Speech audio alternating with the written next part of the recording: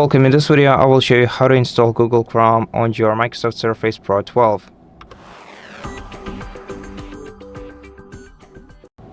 So, first of all, we have to open the default browser, which is the Microsoft Edge in this case. Then let's go to google.com to open the search engine of Google and then search for Chrome in here.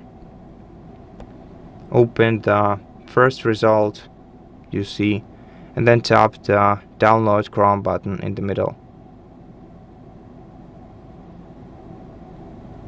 Wait until the setup file is downloaded and then run it by tapping on it once. Click yes, then you can close your browser and wait until the Chrome is installed. Once the browser is installed, we can choose whether to sign in to our Google account or stay signed out for now.